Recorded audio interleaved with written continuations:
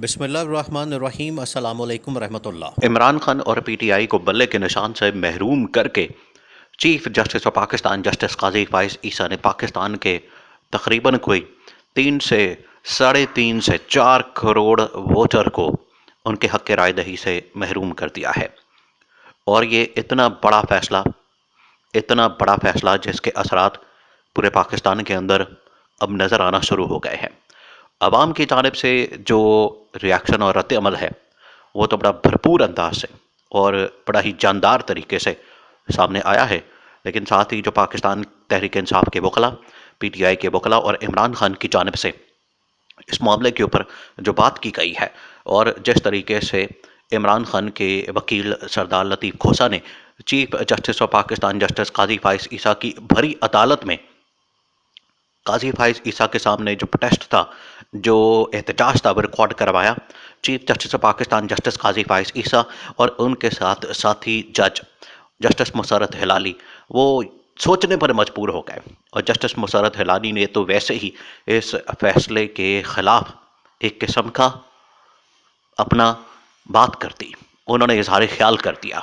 अब ये बहुत अहम तरीन मामला है कि जो इमरान खान को पीटीआई के निशान बल्ले के निशान से महरूम कर दिया क्या है, उसके असरात क्या हो रहे हैं और उसकी वजह से चीफ जस्टिस ऑफ पाकिस्तान और जो अहम तरीन जजेस हैं उनके ऊपर सवालात और उंगलियां उठना शुरू हो गई हैं। अब आपने इस मामले को समझना।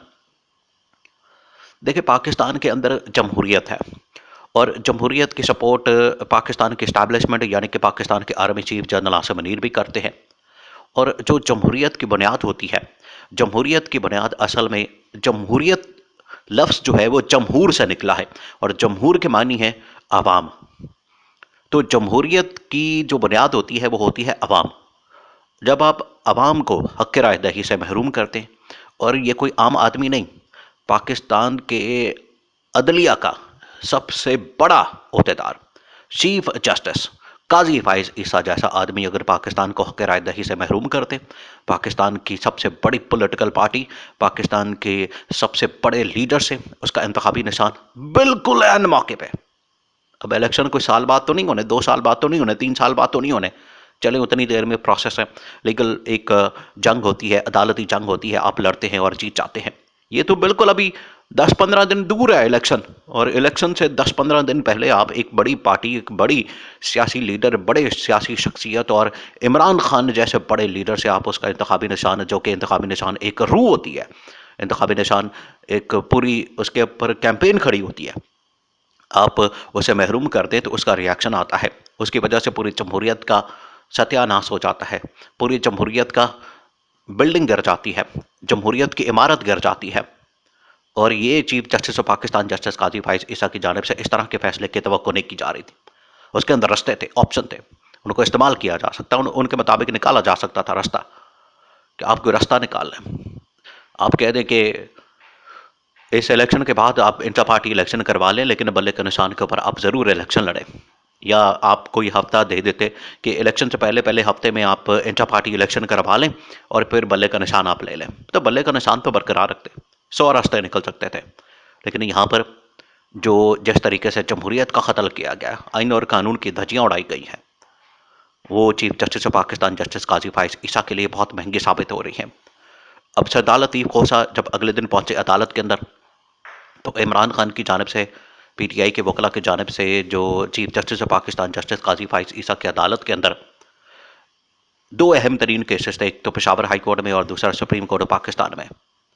सुप्रीम कोर्ट ऑफ पाकिस्तान में लेवल प्लेइंग फील्ड के हवाले से पीटीआई ने एक पटिशन दायर की थी और उसको प्रोसीड कर रहे थे, उसकी वकालत कर रहे थे सरदार लतीफ़ खोसा और बैरिस्टर गौहर खान और सेनेटर अली ज़फ़र।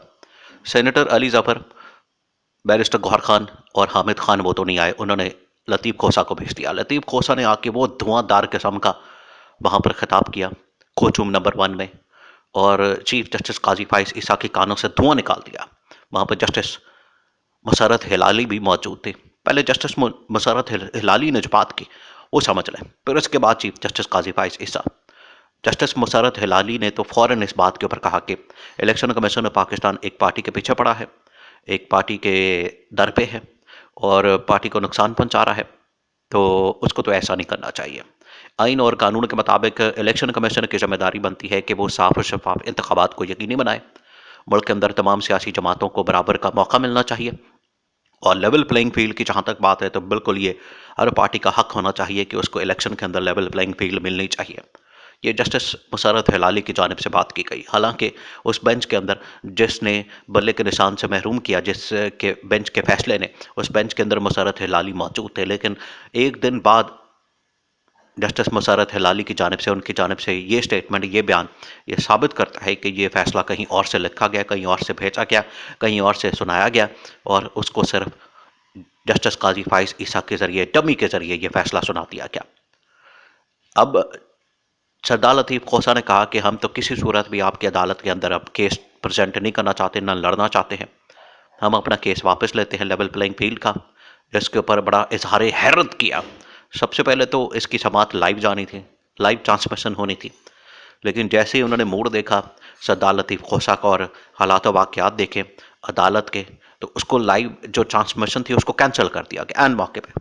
आप इस अंदाज़ा कर सकते हैं कि माहौल कितना गर्मा गर्म था, वहाँ पर कितना धुआंधार किस्म का जो खिताब था वो लतीफ़ खोसा ने किया। लतीफ़ खोसा ने कहा कि हम किसी सूरत भी ये इलेक्शन के अंदर जो हमें महरूम किया गया है बल्ले के निशान से, इमरान खान को, बड़े सियासी लीडर को जिस तरीके से महरूम किया गया है, हम किसी सूरत भी अपना केस अब लेवल प्लेइंग फील्ड का आपकी अदालत में नहीं चलाना चाहते। अब हम जा रहे हैं अवाम की अदालत में। अवाम की अदालत में जाके हम अवाम की अदालत के अंदर अपना केस लड़ेंगे, अपना केस सामने रखेंगे और अवाम ये फैसला करेगी 8 फरवरी 2024 को।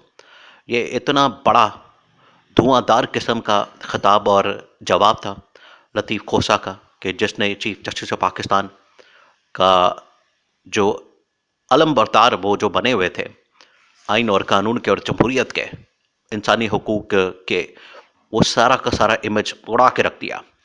और आइंदा आने वाले दिनों में और सालों में या जितनी देर तक अब ये चीफ जस्टिस काजी फाइज ईसा रहेंगे और अदालती तारीख जितनी देर तक पाकिस्तान की रहेगी, उसमें इस फैसले को हमेशा एक गलत फैसले के तौर पर, मिसाल के तौर पर, नज़ीर के तौर पर सामने रखा जाएगा। इस किस्म का फैसला देखिए, इस तरह के फैसले जमहूरियतों के अंदर नहीं होते कि आप उठा के एक पार्टी को बिल्कुल ही फारिग कर दें, और चीफ जस्टिस से इस तरह की तवक्को नहीं की जा सकती। उन्होंने लगाम देनी थी इलेक्शन कमीशन को, उन्होंने नकेल डालनी थी, उन्होंने पट्टा डालना था इलेक्शन कमीशन को, जो कि शुतर बेबहार पड़ा हुआ था और दौड़ लगा रहा था और एक पार्टी के पीछे, पीटीआई के पीछे या इमरान खान के पीछे पड़ा हुआ था, लेकिन यहाँ पर कंट्रोल करना था।